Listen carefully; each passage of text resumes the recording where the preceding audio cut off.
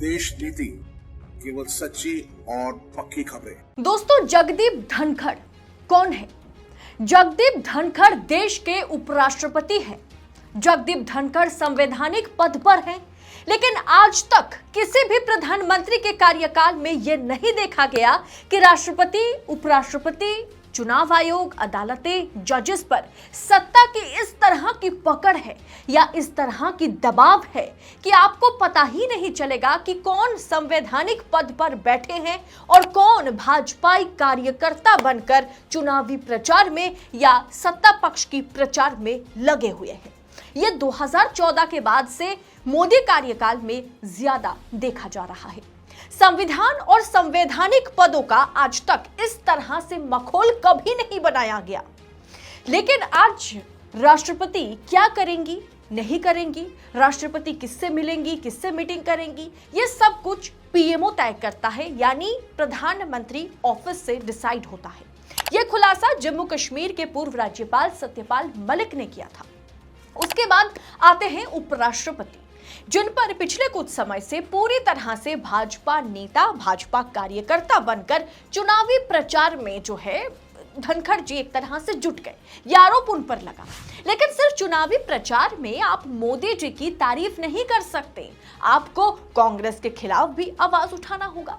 और अब उपराष्ट्रपति पूरी तरह से एकदम 100% मानिए कि भाजपा कार्यकर्ता जनाब बन चुके हैं। राजस्थान के चुनावी मैदान में वो उतर चुके हैं, क्योंकि एक भाजपा नेता की तरह जगदीप धनखड़ मोदी जी की उपलब्धियां भी गिना रहे हैं और कांग्रेस की बखिया भी उधेड़ रहे हैं। दोस्तों, देश के उपराष्ट्रपति जगदीप धनखड़ इस तरह से राजस्थान की चुनावी प्रचार में जुटे हुए हैं कि कुछ समय पहले उपराष्ट्रपति के राजस्थान दौरे पर जो है अशोक गहलोत ने कटाक्ष करते हुए कहा था, अब तो राष्ट्रपति का आना ही बाकी है। इस पर अब जगदीप धनखड़ ने अशोक गहलोत को पलटवार किया और साथ में उन्होंने जो कुछ भी कहा वो मैं आगे आपको वीडियो में बताऊंगी। उन्होंने शायराना अंदाज में कहा कि खता क्या की हमने, बताई नहीं आपत्ति क्या है उन्हें, हमारे घर आने की बताई नहीं, ये कैसा मंजर है, समझ से परे है, सवालिया निशान क्यों है, अपने घर आने के क्या जुर्म है, बताई नहीं। मतलब मेरा गृह राज्य राजस्थान है, मैं तो बिल्कुल आ सकता हूं। इस पर गहलोत को नाराजगी जाहिर नहीं करनी चाहिए। इससे गहलोत क्यों नाराज हो गए? उपराष्ट्रपति ने आगे कहा कि लगता है हार की डर ने बहुत लोगों को इस तरह से बौखला दिया कि मैं अपने गृह राज्य में पधार रहा हूं तो लोगों को बड़ी तकलीफें हो रही है, बड़ी दिक्कतें हो रही है। धनखड़ ने आगे कहा कि मन दुखी होता है कि किन किन शब्दों का प्रयोग कर लिया गया, उभारना बड़ा मुश्किल है। आपकी संस्था इतनी अच्छी है और कोई बेवजह अनर्गल बात कहे तो उनके उत्साह में कितनी कमी आएगी। मैं सबसे अपील करता हूं कि यह हमारा देश है, हम सभी इसके नौकर हैं। हमें कभी ऐसा परसेप्शन जनरेट नहीं करना चाहिए कि बेवजह संवैधानिक पद पर बैठे व्यक्ति को राजनीति में घसीटा जाए, ये ठीक नहीं। यानी गहलोत को एक तरह से उपराष्ट्रपति ने यह कहा कि मैं संवैधानिक पद पर बैठा हूं, मुझे राजनीति में घसीटना ये उचित नहीं है, ये शोभा नहीं देता। माननीय उपराष्ट्रपति जी, अपने गृह राज्य में आप दौरा करेंगे, इसमें कोई सवाल नहीं उठा सकता। अगर किसी को इससे आपत्ति है, सवाल कोई उठा रहा है, तो मैं पूरी तरीके से उसका विरोध करती हूं, यह गलत है। लेकिन सवाल माननीय उपराष्ट्रपति के दौरे पर नहीं उठाई जा रही है। सवाल 1 महीने के भीतर जिस राज्य में विधानसभा चुनाव है, उसी राज्य में उपराष्ट्रपति का लगातार दौरा करना और उस दौरे में सरकार की, मोदी जी की, भाजपा नेताओं की तरह उपलब्धियां गिनाना, सवाल इस चुनावी प्रचार पर उठाए जा रहे हैं। क्या तब उपराष्ट्रपति जगदीप धनखड़ को अपने संवैधानिक पद का याद जो है नहीं रहता, वो भूल जाते हैं? आज कार्यपालिका को जिस तरह से सरकार ने हाईजैक कर लिया है, या मोदी जी के सिफारिश से जो भी व्यक्ति कार्यपालिका संभालते हैं उनमें से कोई भी सत्ता से सवाल नहीं पूछ पाता है।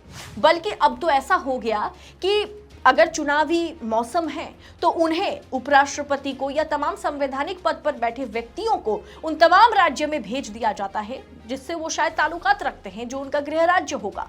और उपराष्ट्रपति जगदीप धनखड़ के साथ भी वही हो रहा है। राजस्थान में चुनाव है, ऐसे में उपराष्ट्रपति जी ना मणिपुर पर किसी तरह का बात करते हुए नजर आते हैं, ना मणिपुर पर वो सदन में सत्ता पक्ष से सवाल पूछते हैं, ना विपक्ष के सवाल को वो सत्ता पक्ष के आगे रख पाते हैं। मणिपुर पर, अडानी पर, महिला पहलवानों के विरोध पर उपराष्ट्रपति को अपने संवैधानिक पद का मर्यादा या उसका जो कद है उसके बारे में उन्हें बिल्कुल याद नहीं आती उसकी। लेकिन अगर अशोक गहलोत ने यह कह दिया कि संवैधानिक पद पर बैठकर भी हमारे जो उपराष्ट्रपति जी हैं वो लगातार राजस्थान आ रहे हैं और चुनावी प्रचार करने में बिजी हैं, तो वहां पर उन्हें बुरा लग जाता है। वो कहते हैं कि मैं एक संवैधानिक पद पर बैठा हुआ व्यक्ति हूं, मुझे राजनीति में मत घसीटिए। दोस्तों, कार्यपालिका, न्यायपालिका, मीडिया, लोकतंत्र के इन 3 स्तंभों से सरकार को दूरी बनाकर रखने की जरूरत है। लेकिन चुनाव से पहले मोदी जी के लिए, भारतीय जनता पार्टी के लिए उपराष्ट्रपति जी प्रचार कर रहे हैं। सवाल इस पर क्यों नहीं उठेगा? अगर उपराष्ट्रपति जी खुद मोदी जी की महिमा मंडन में लगे हुए हैं, अगर खुद वो राहुल गांधी को कोस रहे हैं, कांग्रेस को कोस रहे हैं, अशोक गहलोत की सरकार के साथ वो अगर प्रधानमंत्री नरेंद्र मोदी की सरकार और भारतीय जनता पार्टी की सरकार की तुलना करते हुए नजर आते हैं, तो क्या वो संवैधानिक पद का मर्यादा खुद कर रहे हैं? क्या ये चुनावी प्रचार नहीं है उस राज्य में जहां 1 महीने में चुनाव होने हैं? उपराष्ट्रपति ने राजस्थान दौरे पर यह कहते हुए नजर आए कि देश में कुछ अच्छा होता है तो कुछ लोगों को हजम नहीं होता है। मतलब कुछ लोग इसे हजम नहीं कर पाते, वो पचा नहीं पाते, वो मौका ढूंढते हैं कि हमारे भारत को, हमारी संस्थानों को या संस्थाओं को किस तरह से कलंकित किया जाए। वो दुनिया में फेरा लगाकर आग लगाते हैं। किसी देश का नागरिक ऐसा नहीं करता। यानी सीधा कटाक्ष राहुल गांधी पर। उन्होंने आगे उपलब्धियां गिनाते हुए यह भी कहा, प्रधानमंत्री नरेंद्र मोदी की गिनती दुनिया के श्रेष्ठ नेताओं में होती है। आज भारत अपने फैसले अपने हित को देखकर करता है, किसी के जवाब में नहीं या दबाव में नहीं। हमें हमारे देश के प्रति हमेशा गर्व का भाव रखना चाहिए। उन्होंने आगे कहा कि एक जमाना था जब सरकार की तरफ से कोई राहत मिलती तो बीच में गायब हो जाती थी, पैसा बीच में कम हो जाता था, बिचौलियों बिना काम नहीं चलता था। कहां गए वो बिचौलियां? सब खत्म हो गया है। ये पहली बार भारत में हुआ है कि सत्ता के केंद्र में भ्रष्टाचारियों की कोई एंट्री नहीं है। 17 करोड़ गैस कनेक्शन दिए गए। मैं जब सांसद था तो हमें साल में 50 गैस कनेक्शन मिलते थे। हम सोचते थे हमारे हाथ में बहुत बड़ी ताकत है, लेकिन आज हम देख पाते हैं कि देश कहां से कहां पहुंच गया। यानी कि राजस्थान, जहां 1 महीने के भीतर विधानसभा चुनाव होने हैं, वहां जाकर के अगर मोदी जी की तारीफ में मोदी सरकार की उपलब्धियां माननीय उपराष्ट्रपति जी गिनाने लगते हैं, तो संवैधानिक पद पर बैठकर उनकी ये चुनावी प्रचार पर सवाल तो उठेगा ही। उन्होंने जिस तरह से सभा में ये बात कही, सुनकर किसी को यकीन नहीं होगा कि कोई भाजपा मंत्री ही हो सकता है जो इस तरह की बातें कर रहे होंगे। ये उपराष्ट्रपति तो नहीं कर सकते। और यही एक दौरा नहीं है, उपराष्ट्रपति जी दौरे पे दौरे कर रहे हैं। इस पर अशोक गहलोत ने मजाकिया अंदाज में यह कहा था बस कि अब लगता है कि राजस्थान में राष्ट्रपति का आना ही बाकी है। इस पर जगदीप धनखड़ को बड़ा बुरा लग जाता है। जगदीप धनखड़ जवाब देते हैं कि मेरा गृह राज्य है, मैं तो आ सकता हूं, लेकिन लगता है कुछ लोग हार के डर से इतना घबराए हुए हैं कि मेरा राजस्थान आना उन्हें पसंद नहीं आ रहा। वो मुझे राजनीति में घसीट रहे हैं जबकि मैं संवैधानिक पद पर बैठा हूं। दोस्तों, संविधान के आर्टिकल 63 के तहत जगदीप धनखड़ देश के उपराष्ट्रपति हैं और संविधान के आर्टिकल 64 के तहत काउंसिल ऑफ स्टेट है, यानी राज्यसभा के सभापति भी हैं। राज्यसभा के सभापति होने का मतलब होता है कि एक ऐसा व्यक्ति जिनके सामने सत्ता पक्ष और विपक्ष खुलकर देश हित के लिए चर्चा करे, अपना पक्ष रखे, विरोध करे। सभापति का काम सत्ता पक्ष और विपक्ष में भेदभाव करने का नहीं है। सभापति का काम एक जज की तरह है जो निष्पक्ष होकर के सरकार और विपक्ष दोनों को सुने और राज्यसभा को संभाले। दोस्तों, राजस्थान में 1 महीने के भीतर चुनाव है। ऐसे में जगदीप धनखड़ का ऐसा धुआंधार मोदी जी की तारीफ में भाषण और कहीं ना कहीं कांग्रेस को कटाक्ष करना राजस्थान में जो वो आए दिन कर रहे हैं, क्या आप मानेंगे ये चुनावी प्रचार नहीं है? मोदी जी की तारीफें करना साफ साफ दर्शाता है कि ये किस प्रकार से वो चुनावी प्रचार में जुड़े हुए हैं। उपराष्ट्रपति जहां भी दौरा करते हैं उस दौरे का खर्चा भाजपा स्पॉन्सर नहीं करती। वो पैसा हमारे जेब से लिया जाता है, वो पैसा टैक्स पेयर का पैसा है।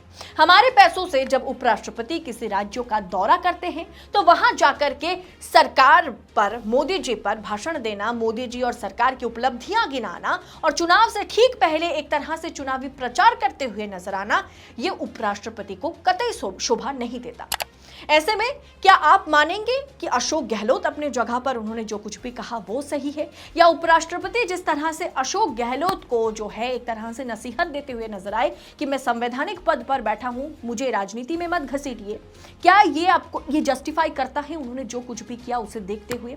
आप अपनी राय कमेंट कर हमारे साथ जरूर शेयर कीजिएगा। बाकी ऐसी तमाम राजनीतिक खबरों को पूरी पड़ताल के साथ, पूरी निष्पक्षता के साथ, पूरी विश्लेषण के साथ पाने के लिए देश नीति को सब्सक्राइब करें। और आप देख ही रहे होंगे कि देश नीति तमाम राजनीतिक विश्लेषकों के साथ, तमाम वरिष्ठ पत्रकारों के साथ एक अलग प्लेटफॉर्म बन चुका है, एकदम नए अंदाज में। बिल्कुल 2024 चुनाव से पहले देश नीति पूरी तरह से तैयार है सत्ता से, सरकार से सवाल पूछने के लिए। ऐसे में आप देश नीति के साथ जुड़ जाइए, क्योंकि अब हमारे साथ वरिष्ठ जर्नलिस्ट अशोक वानखेड़े जुड़ चुके हैं, तमाम राजनीतिक विश्लेषक जुड़ रहे हैं। तो देश नीति का जो अभी तक कार्यक्रम रहा उसे हम और भी बेहतर बनाने की कोशिश में लगे हुए हैं। बस हमें आपकी सहयोगिता की, आपकी सपोर्ट की जरूरत है। भरपूर देश नीति को सपोर्ट करें, चैनल को सब्सक्राइब करें, हमारे फेसबुक पेज को लाइक करें। अगर यह रिपोर्ट पसंद आई है तो लाइक का बटन जरूर दबाएं। बहुत बहुत शुक्रिया। जय हिंद, जय भारत।